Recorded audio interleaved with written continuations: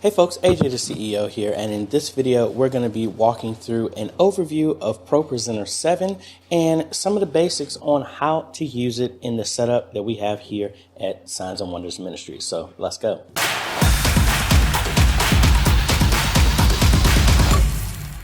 Hey folks, AJ the CEO here. First time stopping by the channel. Thanks for stopping by. And on this channel, we focus on tips, training, strategies, reviews, and builds to help modernize your media ministry. So if you're new here, consider subscribing. And if you like what we're doing here, consider becoming a patron or YouTube member by clicking one of the links down below. So this is, again, a series of videos that I'm doing for the media ministry here at Signs and Wonders, as well as I highly encourage you to do this for your own media ministry so that you can start building a body of work, an FAQ, volunteer user guides for your ministry so that you are not the only one that knows how to do everything.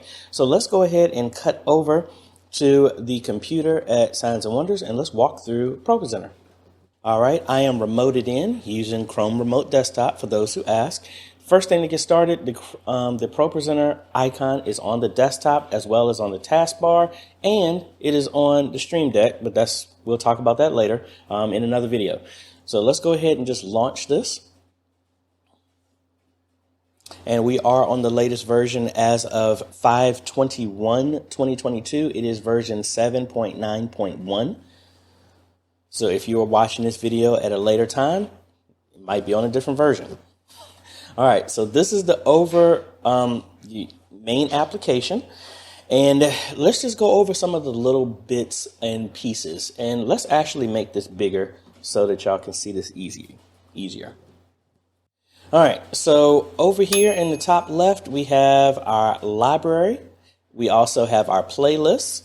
We have a list of items that just happen to be containing inside of the given library or playlist, depending on whatever we click on, as you can see, things like that. We have our main display of whatever is selected right now. So the song Be Glorified is right here. That's what you're seeing right here. So if we went to ending, it goes there, sermon title right there, service countdown, things like that. It just displays whatever item that you have selected.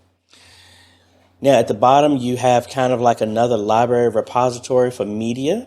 We have only the default because this is brand new, and you can have all of the items that are in this repository. You can separate this to anything you want, still images, video, whatever. It can be done like that. You also have a video input, which we are not utilizing. If you were using this, you could connect this to our A10 Mini Extreme could show up like a video input here. So I did have it here, but we don't use it. So that's just one thing. Let's come back over here. Now you have some little dialogues here at the bottom here. This corresponds to whatever is going on up here. So right now, this is just a direct cut. So meaning if we clicked on another slide here, it's just going to immediately cut over. So let me go to this here and say we're on this part of the song. We click on the next slide. If we had it on cut, see, it just immediately just cuts to the next slide. That might work for you. I have mine on a dissolve with a 0.6 second delay. So there's a fade in between. And you can always change the fade length to shorter or longer by using that bar here. By default, I kind of use this as our typical setting. Now, there is an advanced, and you can make different types of transitions and all this other stuff if you want to. I really think that that's a bit of a distraction for, gets too much attention for when we're using this. So that's why I just have mine on dissolve. But you have your option. Now, you can also add a new slide here to whatever you have selected. That's what that button is for. Now, on this other side, you have the grid view, which is what you're seeing right now. We could go to a easy view, and it gets rid of the graphics. I personally don't like that because then you don't know what you're picking there. And then you have table view. It just does it in this layout. And this actually will let you see the notes if notes were added into the song. So it makes it real easy for you to see that way. And then we have slides by group, and you can change some other text and other settings inside of the display here. So that's kind of up to you.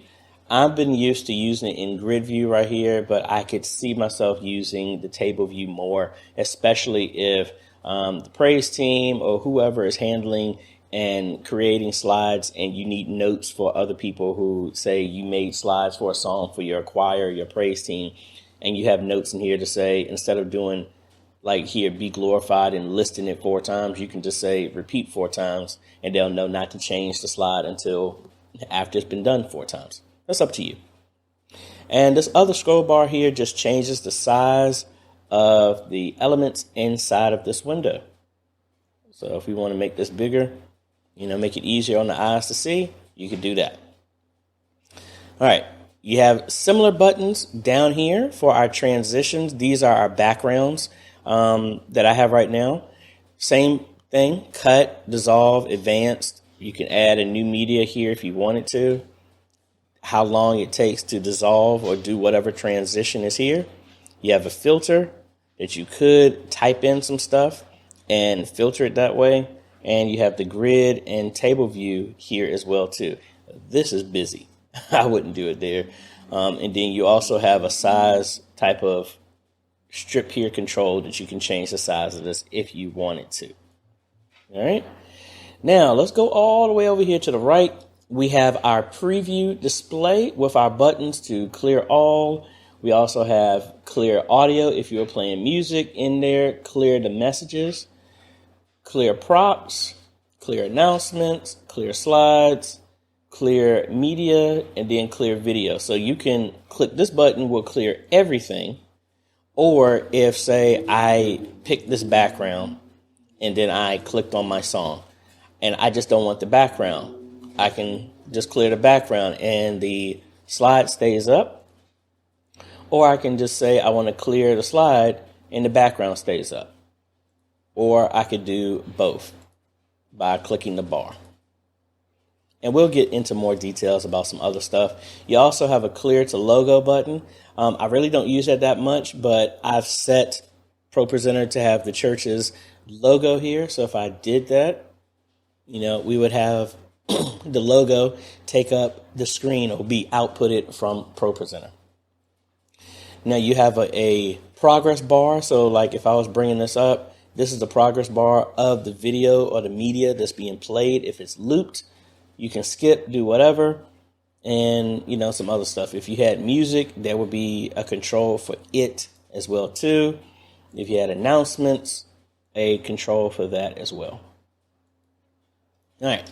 Now if we come down, we have an audio bin. So you could, just like over here, you could add music directly into ProPresenter if you wanted to. And you can have a library there. You have stage display messages. This is different than regular message. So if I put this, let me bring this up to show you real quick. So I could come in here and say, your lights are on. And if I send this, I'm only looking at the back screen right now. That message only goes to our stage display. It does not go to the front. So let me do that one more time. So this is, and I didn't go over that. Let's do that one more time. I'm going to show this, and as you can see, nothing comes up here. But if I change to my stage display, that message is. That's a way that you can send messages to whoever's looking at the stage display without everyone else being able to see it. Now, when I come back up here, this little drop down, if you have multiple displays, this will allow you to preview that said display here. And I will get back into that as well too. Next icon over is timers. You can make different timers for if whoever's preaching wants a timer so they know how long they've been preaching. You can have it for your praise team. You can make any type of timers you want. You can have a countdown 2-time timer, which is kind of like what we have here at the beginning of the service. Service starts at 11 a.m. So if we start the timer, it's telling us how much time we have until 11 a.m., which happens to be right now, 1 hour, 35 minutes from where it is right now. That timer can be used in different things throughout ProPresenter.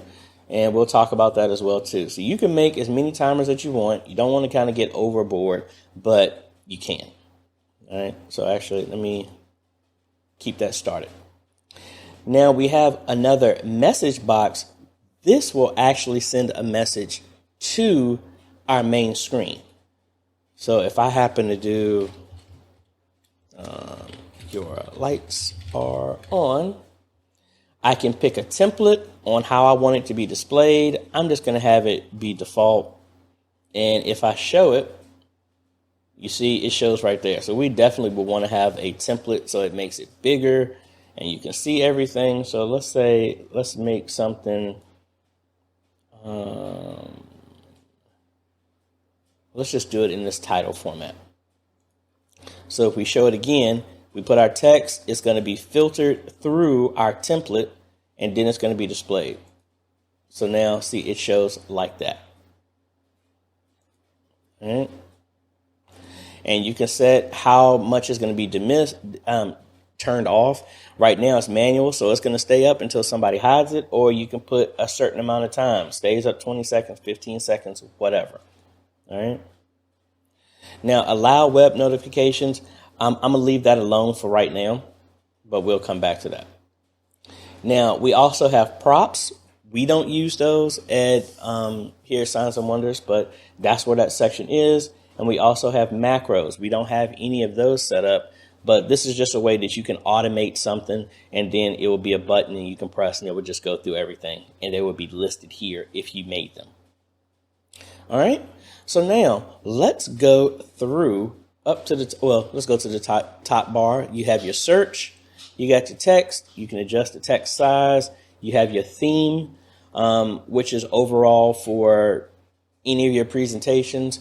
I personally like to make a theme specific for the ministry, so it makes it easy to go through everything. So if I go here to theme, you see I have one called Signs and Wonders, and that is how I have everything here. So we have our title and subtitle, title, quote, and I've removed all the backgrounds except for certain ones so that when we put different displays or backgrounds, you can see the background, but then that element will go over top of it.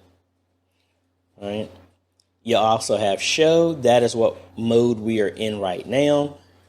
You can hit edit. Edit will be applicable to whatever item you have selected. So right now, if I hit edit, we'll be editing the song Be Glorified. And now we have our first slide, and now we can go through here and edit and do whatever. Come out of here, back to show. You have reflow, that you can change how this whole thing flows if you wanted to, like that. All right. And then you also have Bible. This is a quick access to being able to bring up scriptures and search for scriptures. So like if we wanted to go in here to, I don't know, Genesis 1, and you could either type it in or you can go through a search. This is actually slow for me. I don't like doing this, but I like to type.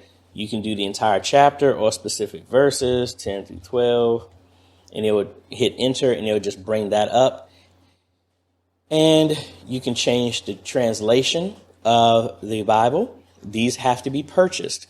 King James is free in ProPresenter 7, but when we purchased this, we also got the NIV as well as Amplified. So we have a choice on which one translation that we want to show. If we go and we can do search, so say you want to do just search for Jesus wept, and it will search for anything with those keywords in there. I think double quotes will allow it has to look for all those words, and no, it doesn't. Well, at least it'll get you close to what you're doing. I kind of wish it would just, it has to be some type of code in here that makes it say, I only want to search for that. Well, anyway, that's not doing it, but oh well. There's a search. So if you have a full phrase, it should be able to bring it up. Maybe I should have had something longer than Jesus wept. Anyway, let's go over here to options. And this is the overall settings for the Bible module, because this is on the fly. So if somebody wants to bring up a scripture, you can just go here and it doesn't need to be added to your playlist, which we will talk about. Right now, the settings for each slide is we break and make a new slide after every new verse. You could show the verse numbers if you want to, could display translation, preserve font color. That is your choice. So most of the time it's in red if Jesus is speaking and that's what is in the Bible. You could do that. And then you have options of verse references. And if you don't want to show a reference at all, as you can see, the reference went away. I can show the reference. It's listed at the bottom. Passage each. I just keep verses on here, and this is the setup. Now, I also have this default theme, which is scripture. Yeah, right here. This is the template that I have. So anytime we pull up the Bible, that's the native template is always going to be used. But you could change this on the fly if you wanted to, but this is just where I have it. Now, every time you make a scripture reference, it will add it like it's a new song, so you can quickly go back to it. I personally, maybe every 2 weeks, I delete those because I just don't want to build up my library of scriptures, because I can just easily pull up the scripture over and over again. But that's just saying, when you actually do it, where does it go? And that would be like right here. Say, Pastor Taylor wants Genesis 1:10 through 12. I can come down here after I've searched it. It got it brought up. I could just trigger it right here, as you see, and it will come up.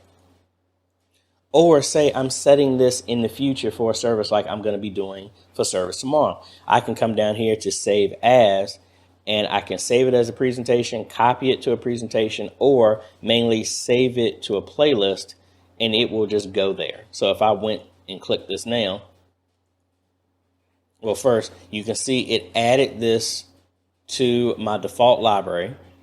And then if I go to my playlist, it added that scripture here. So if I go back to show, that's now in the playlist for service. All right. But I'm going to delete that because I don't want that. All right. So let's clear everything out. All right, let's go back up to the top. We also have more. We have a stage editor, theme editor, CCLI editor, props editor, mask editor. Most of this we don't need to touch because this was set up when we installed the system. But like the stage editor would allow you to change the layout or create different layouts for the back wall for the stage display. And for right now, this is kind of the layout that's been fine. And if we need to change it, this is where we can do. We can always make a new one. If we hit plus and make a new entry, they have some generic ones that are set up that you could use for music tracks, presentations, system clock, different timers, all this other stuff. And this is the one that I actually used, but I changed it with stage messages.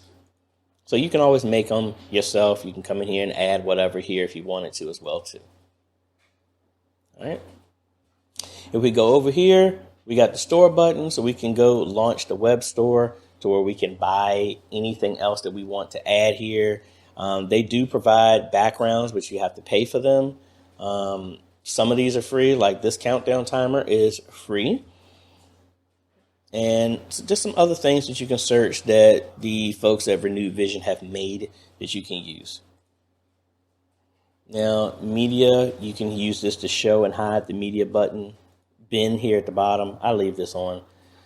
And you have your two green buttons here for audience and stage. This is actually turning on the screen. It's almost kind of like in PowerPoint where you're turning on the display. So right now, if I'm not showing anything, everything will be black because it's not outputting anything. If I turn this off, the screens don't show anything. So let me zoom out and let me show you what that looks like. So let's bring up this graphic here, and maybe I shouldn't have deleted that scripture.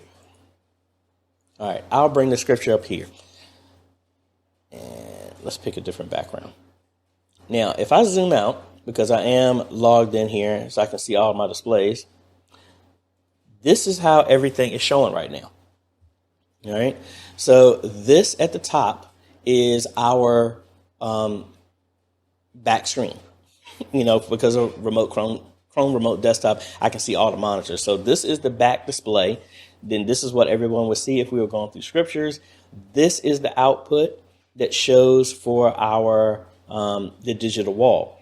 Now, this other monitor is freed up right now for anybody using it in the media, but we have another output that's going to our ATEM.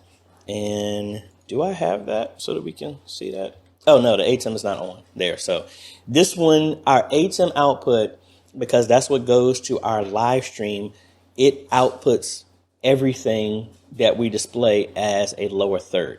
And we'll get over into that as well, too. So let's go back to monitor number 1. All right. So now let's go over here to explain exactly what I was talking about. Let's go to our preferences here. And under general, this is where you can set your logo. So when I press that button, clear to logo, that's where this is being picked up from. You can enable your copyright stuff. So if you have a CCLI license, you can put your number in here and it will always be displayed when you're playing songs or whatever. It will be on the screen because that is a part of the license agreement. When you have a CCLI, you have to display that. You have your default language. We're using our system default English. You have your options of, do you want to share crash reports and analytics? That's your choice. And that's mainly it on this first screen. Now, screens is what I was just showing you. So automatically enable screens, meaning that when this program starts up, the audience display and the back screen display automatically turn on, meaning these two dots automatically turn on when that's selected. Show performance statistics on screen, not interested. Ignore background color. Ignores the presentation and slide colors for all rendered content. That is your choice if I don't use any of that stuff. Disable Blackmagic sync groups. That's if we had a Blackmagic card inside of here, it would leverage that. Not a big deal. So let's go over here to screen configuration, configure screens, that is. So right now we can make multiple displays in here, and I would recommend you go check out the other video where I explain how you can have multiple outputs at the same time. That is what I'm doing here. So we have one output, which happens to be this one, is going to be the line that's going directly to our digital wall. And that's what that is. Our next output, which is not on right now because the ATEM is not on. Normally we would have a fifth monitor showing. That's the ATEM. And that's what sends everything to the ATEM switcher so that we can bring it up as a lower thirds or display for anybody on our live stream. Then we have another output, which is the one that's connected directly to the back TV. That's how we configure it, right? Now, actually, let me turn on the ATEM so we can actually show that other output. So let me close this out. And you never want to have ProPresenter open when you're making screen changes because it just doesn't like that very much. So let me turn this on remotely.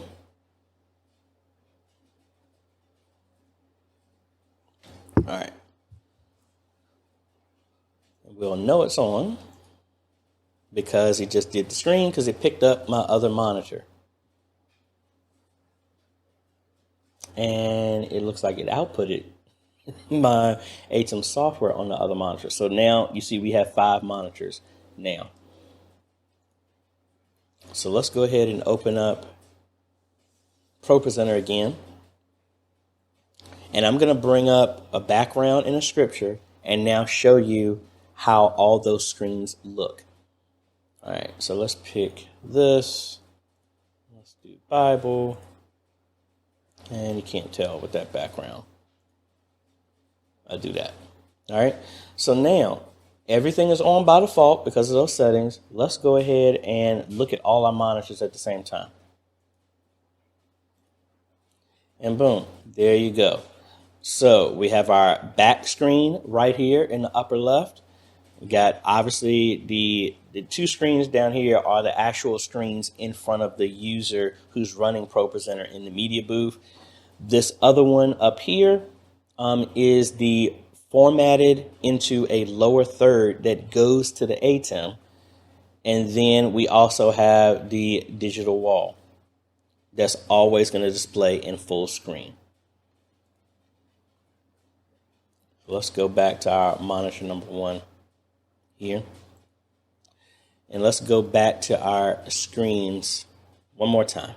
And I know this is a lot. I'm going to end this right here, but then we'll do a part 2 for this. So if we go to our screen configuration and we go to our ATEM, you can see that's the one that's been picked up. Now, you always could make NDI screens. You don't need a physical screen.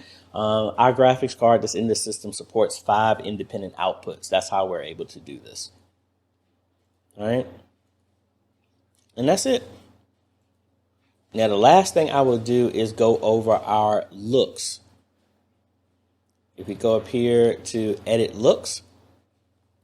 Now, we have 2 main outputs. Like I said, we have our digital wall and our ATEM, which shows the same thing, but our looks allow us to not show the same thing. So if we go here right now, the digital wall will show masks. Actually, yeah, it won't show masks, excuse me. It will show messages. It will show props. And it will show announcements. It will show presentations. And it will show presentations. It just won't modify them. And then it will show slides, media, and video input. Now, which one is this? Media is pretty much, it's going to show the background. So if I uncheck this, see, it doesn't play any media in the background. If I turned off slides, it doesn't show any slides. All right. And then this one is a template. So you can change the template. So if I look at the ATEM, see, it will show messages. So honestly, I might not want to show messages on the digital wall. I want them to show on the TVs on the side, not the main screen. So messages will be shown on the ATEM. Props will be shown on the ATEM, even though I'm not using them. So technically, I can probably turn both of these off as well, too. I do want to show announcements on both.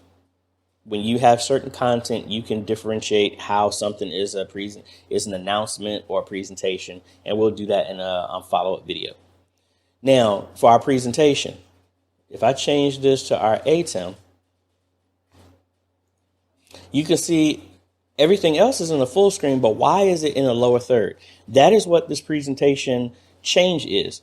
I have it that no matter what is displayed in this given look, because you can have different types of looks, it's going to always reformat whatever is sent from ProPresenter into a lower third. And I do it in lower third scripture because songs will do the same thing. If there's not doing a scripture reference, nothing shows for a song, but you show a scripture, it will. All right. So that's how I do it. So no matter what comes in here, it's going to always put it in this lower third format compared to it being full screen here. That's how you can handle different looks at the same time. All right. And because we're doing this in a lower third format, I don't want to show media and I don't want to show a video input because it's already showing video input from the ATEM.